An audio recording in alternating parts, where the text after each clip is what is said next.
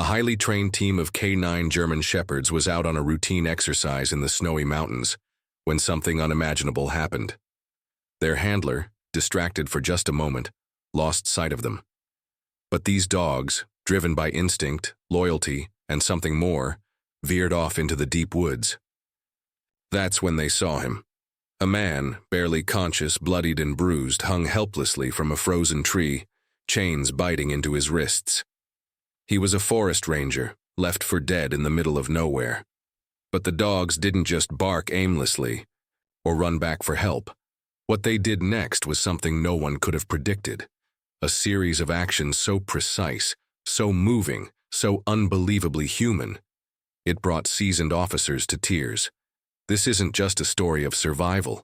It's a powerful lesson about trust, courage, and how sometimes the ones we think need us the most end up being the ones who save us. Before we dive in, make sure to subscribe, hit like, and turn on notifications, because these are the kinds of unforgettable stories we live to share. Stories of loyalty, resilience, and the bond between humans and dogs that defies all odds. The snow had been falling for hours, covering the trails of Bitter Creek National Reserve in a pristine white blanket. Not many dared to venture into this remote corner of Wyoming in the dead of winter, except for rangers like Thomas Grady.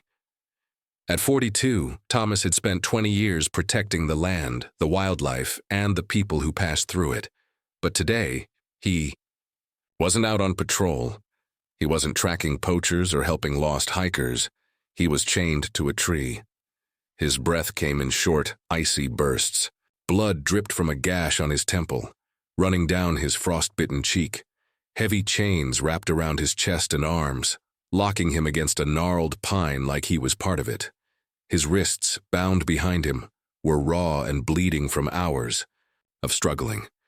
His uniform was torn, soaked in blood and melted snow. He could barely feel his fingers. He was fading. It had been 2 days since he was ambushed. He still remembered the voices, angry, muffled under ski masks. They wanted access to the reserve, land for illegal hunting, logging, whatever they could exploit in the shadows. Thomas had refused, so they made an example out of him, left him to freeze and disappear without a trace. But something was coming, Dad. First it was just a whisper in the wind, then soft thuds crunching through the snow. Thomas opened his swollen eyes. Was it another hallucination? The cold had been messing with his head for hours. He blinked hard, trying to separate dream from reality. And then he saw them. 5 figures, dark shapes against the snow, moving low and steady. Panic surged in his chest. Wolves? His mind flashed. Back to survival training. Stay still. Don't show fear. But as they came closer, he saw the truth. German Shepherds. K9s. Their thick coats were dusted with snow. Their eyes were alert, golden, sharp, focused. They weren't strays. These dogs moved like soldiers on a mission. One of them, larger than the rest, stepped ahead and sniffed the air. He locked eyes with Thomas. And then, something incredible happened. The dog didn't bark. He didn't growl. He just sat, right in front of Thomas, ears perked, chest proud, like a statue, like a guardian. Another shepherd came forward, sniffing the base of the tree. A third began circling. The rest fanned out in a tactical pattern. These dogs weren't lost. They were trained. They were working.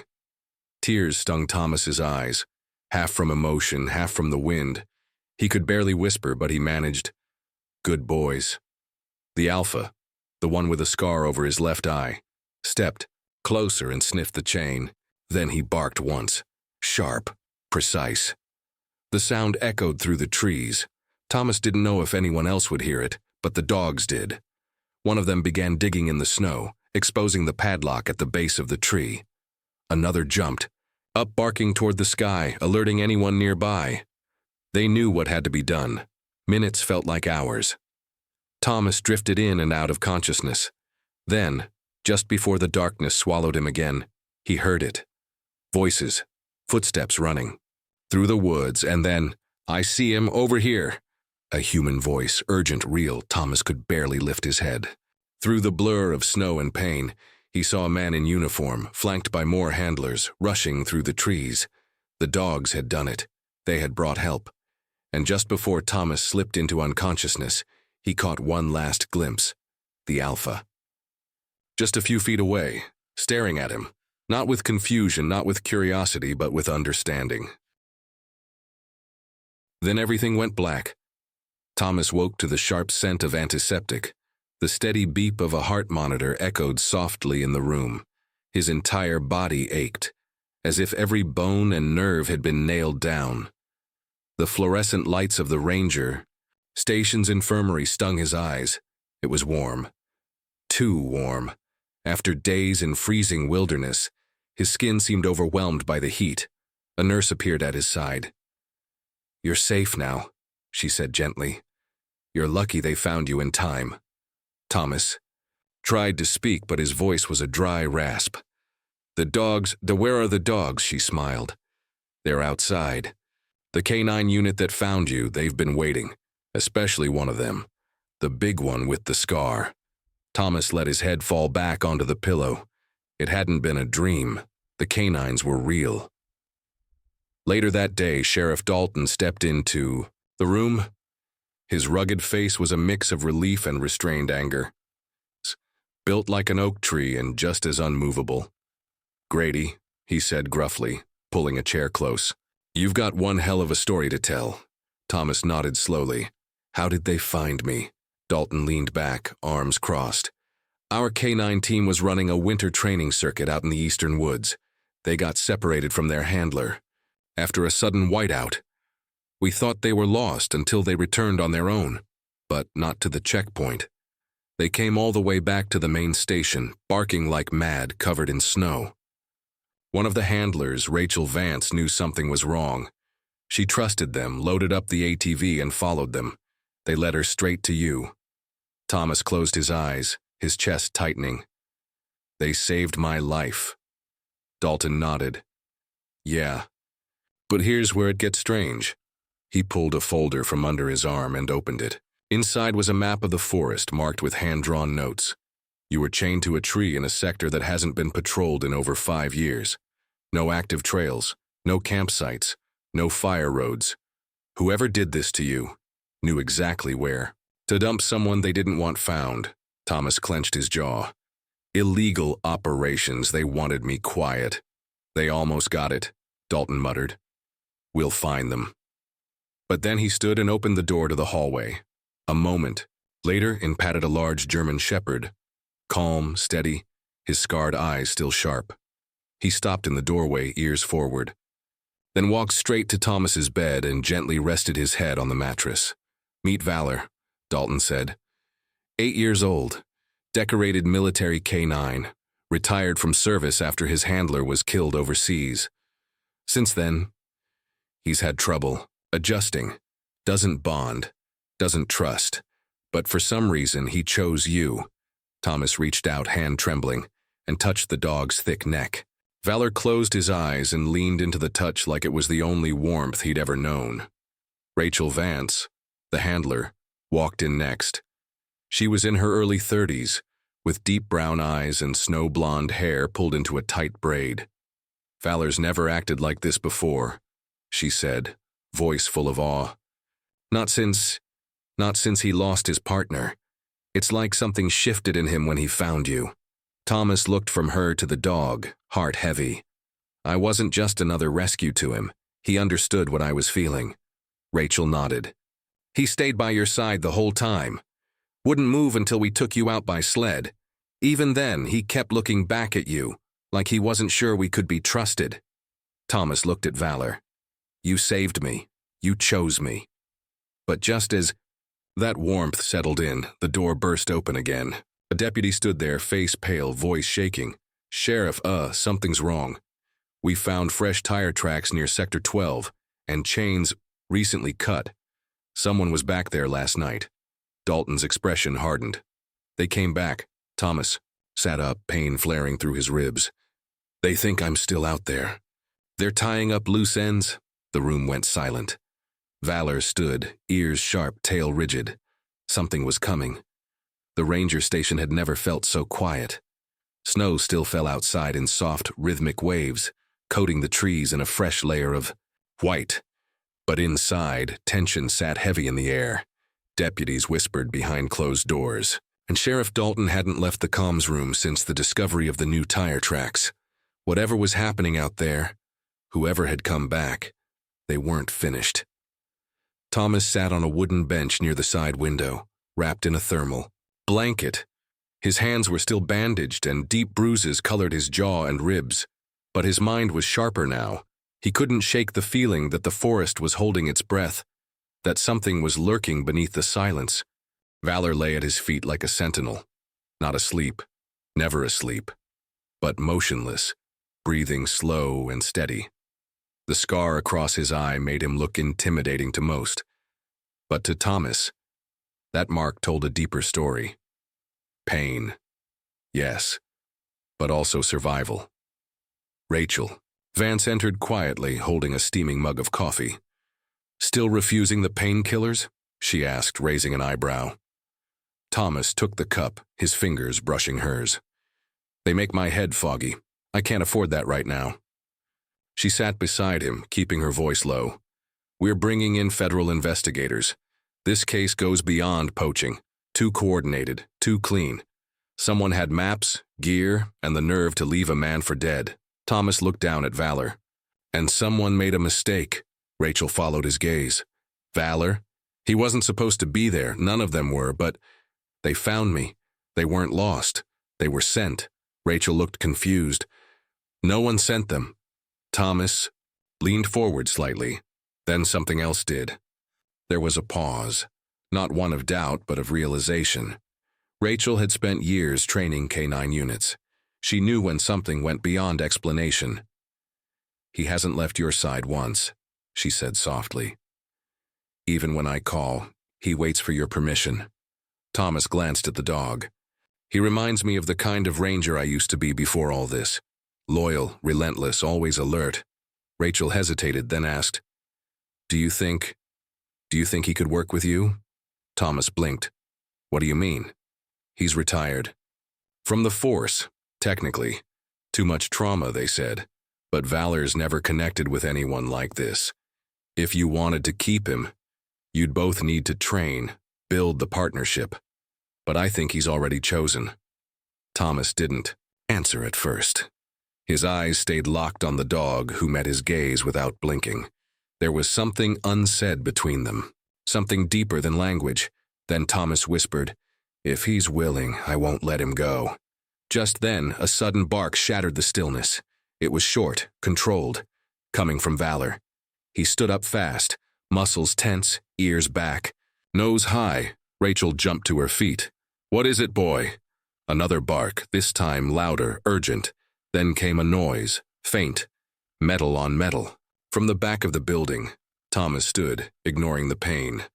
Thomas sat beside Valor on the floor of the medical bay, his hand resting gently on the dog's chest. The bandage wrapped around Valor's leg was already spotted with blood, but the shepherd's breathing remained steady, alert. His eyes stayed fixed on the door like he was waiting for the next threat. The room was quiet, but Thomas couldn't relax. Not yet. Rachel stepped in, a thick folder clutched in her hands. Her braid was looser now, snow melting in her hair, boots tracked with mud and adrenaline. "They're all in custody," she said quietly. Two of them talked. The third, not yet. Thomas didn't respond. His gaze was locked on Valor. The dog had taken a bullet and still stood between them and death like it was instinct. No hesitation, no fear. Rachel crouched down beside him, offering the folder. This was in the intruder's vehicle, maps, notes, photos of you of the station. This wasn't random. They knew your schedule. They knew how isolated you'd be. Thomas flipped the folder open. Each page hit harder than the last. His cabin circled in red. Patrol routes. The date of the storm marked with an asterisk. His name in bold letters across the top of a file labeled Loose End. He exhaled. "They were going to erase me and everything I knew." Rachel nodded. "But they didn't count on Valor." On the K9's going off route, on any of it. Thomas looked at the dog again, still watching, still guarding. He's not just a dog, Thomas murmured. He's something more. Rachel studied him carefully. You know, she said, I used to think animals didn't choose, that they just followed training, commands. But Valor, he chose you. You were half dead, buried in snow, and he refused to leave your side. Not once. He stayed because he saw something worth saving. Thomas swallowed hard. His throat was raw, his body wrecked, but something inside him was burning clean. Purpose, clarity.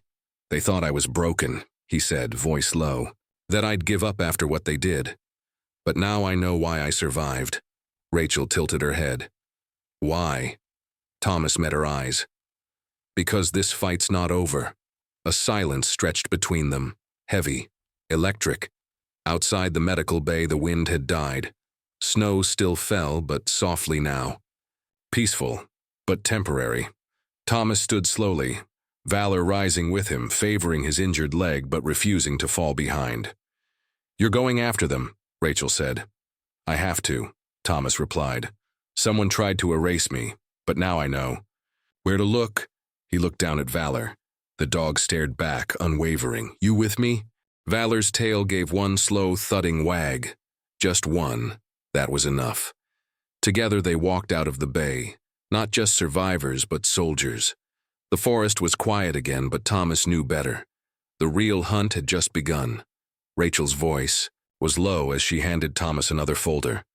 Incident reports. They're refusing to talk. All three of them. No names, no prints, no ID. Thomas frowned, scanning the contents. That doesn't make sense.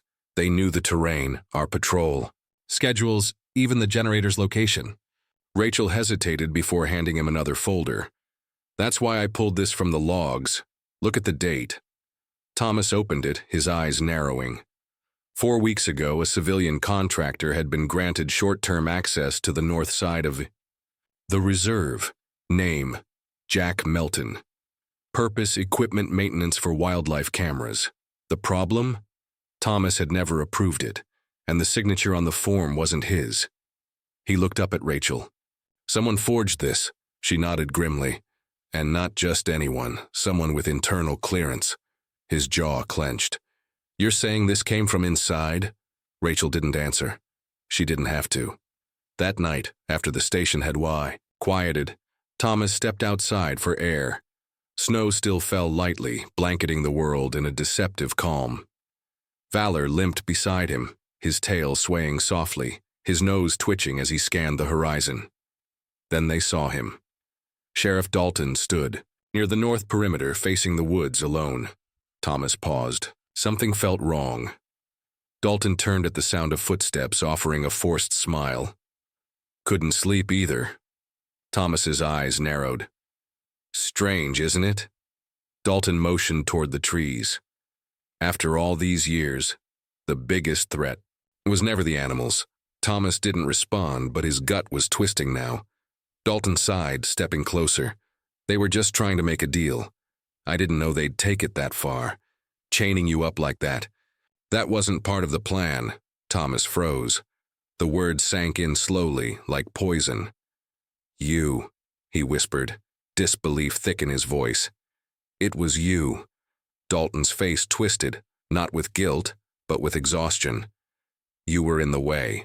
You kept blocking permits, digging into reports that were meant to be buried. They offered money just to look the other way. That's all it was supposed to be. Thomas's fists clenched. You left me there to die. Dalton nodded coldly. I didn't think you'd survive. No one could have, not in that storm. Then he glanced at Valor, who growled low, body rigid. Dalton took a slow step back. Look, walk away from this, and I can make sure no more trouble comes to your door. You and that dog? Metal. Early retirement. No one ever has to know, but Thomas was already shaking his head. You think I'm going to stay quiet after everything? Dalton's hand moved to his belt. Too slowly. Valor lunged before he could draw, knocking the sheriff to the ground with a powerful force. But this time, Thomas didn't hold the dog back. He stepped forward and locked eyes with Dalton. You. Betrayed your oath, Thomas growled. You betrayed me. By the time Rachel and the deputies arrived, the truth was already unraveling. Thomas handed over the forged documents, and Rachel reviewed the station logs, her gaze flicking between them. Valor stayed at Thomas's side, watching every move with unwavering focus. Dalton was arrested in silence. But even as the doors slammed shut behind him, Thomas knew the damage ran deeper than betrayal. He turned to Rachel. Everything he touched is compromised. Every permit, every report, and we have to start over. Rachel nodded, resolve in her eyes. Then we do it together. Thomas looked down at Valor. Not without him. But something in Valor had shifted. That night, the dog paced the station's walls restlessly, his instincts razor-sharp. His ears were always alert, his eyes locked on the shadows outside. Thomas sat beside him as the fire crackled softly. You knew before any of us, he murmured. Valor didn't respond, but his eyes never wavered from the dark horizon. Something told Thomas this wasn't over. The following days were heavy with silence and snowfall. Investigators arrived from the state capitol. They combed through every corner of the ranger station, digging up permits, unearthing history, and exposing the lies Dalton had buried for years. The truth came out in painful fragments. A network of illegal land sales, forged access for criminal groups, and rangers who'd been quietly silenced. Thomas gave statement after statement, his voice steady but weary. The betrayal still stung like an old wound. He had trusted Dalton for years, fought alongside him, built cabins together, and shared the weight of duty. But the man who had once handed him his badge had left him to die, chained like an animal. Through it all, Valor never left his side, not once. He stayed by Thomas's side during every interview, every briefing, and every silent midnight walk through the snow. Deputies no longer saw him as just a canine. They began treating him like a soldier, a brother, something between man and myth. On the third night after Dalton's arrest, Thomas stood by the station's fenced perimeter. The sky above was clear, for once the stars glittering coldly over the treetops. His breath came out in slow clouds. Rachel approached quietly, breaking the silence. They're offering you a transfer, she said. Back to Helena, full benefits, counseling, desk job. Thomas didn't answer immediately. His eyes were on Valor, who lay at his feet, tail wagging once when their gazes met. Do I look like someone who belongs behind a desk?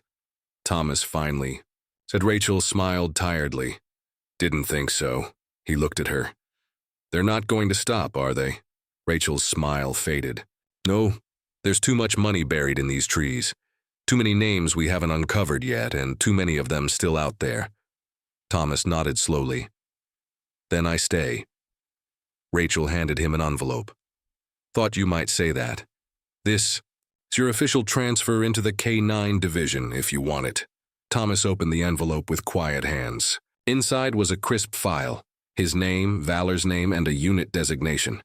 Ranger Tactical K9 Unit Echo. You really think I'm qualified? He asked, glancing up at Rachel. She looked between him and Valor. I think you already are. Thomas knelt beside Valor, his hand running down the dog's scarred neck. Let's finish this, buddy. Thomas stood at the edge of the snow-covered ranger station, his breath visible in the cold air. The silence of the forest, now thick with the weight of winter, seemed almost unnatural.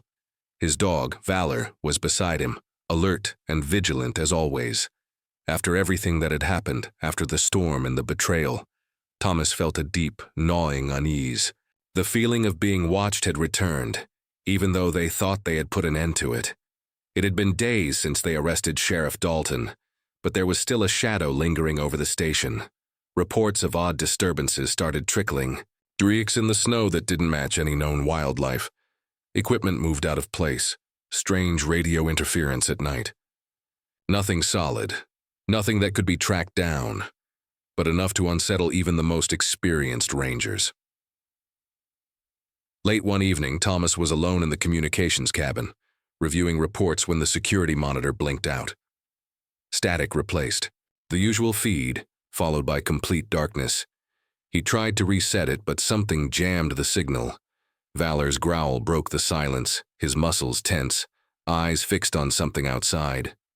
Seconds later, the emergency lights flickered on, casting long shadows across the station. Thomas grabbed his flashlight and service weapon, moving to the door. Valor trotted ahead, low to the ground, nose sniffing the air, tail rigid. The two of them stepped into the freezing night, the wind biting at their skin. They reached the edge of the station's fence, and there, just beyond the trees, Thomas heard it. A soft clink like chains rattling in the wind. The same metallic sound that had haunted his nightmares. "Show yourself!" Thomas shouted into the night, but there was only silence in response. Then, just as the figure slipped behind a tree, a glint of silver caught the moonlight. A badge. Chill ran down Thomas's spine. It wasn't over. Someone from the inside, someone else, was still out there watching. That night, Thomas barely slept. The image of that badge flashing in the moonlight burned in his mind. He knew what it meant. Dalton hadn't acted alone. Someone with clearance, someone still in uniform, was working from the shadows. The next morning, the tracks left by the intruder had been expertly covered, as if the person had known how to erase any trace of their presence. But Valor knew. He stood near the trees, watching the shadows with a quiet intensity. It was as if the dog felt what Thomas did, that something was coming.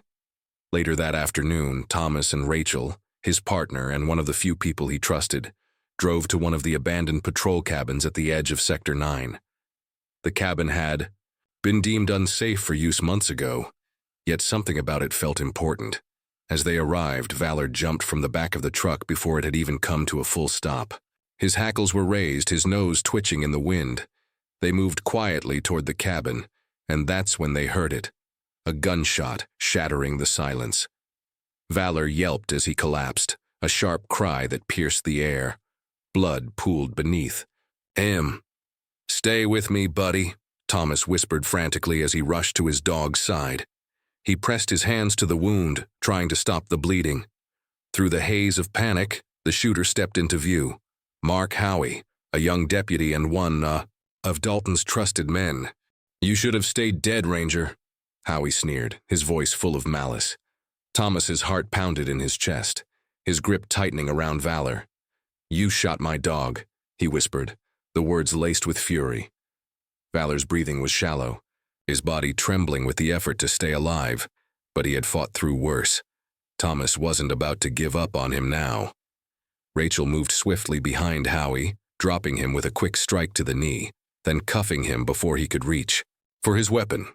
Thomas wrapped Valor in his jacket, lifting him in his arms.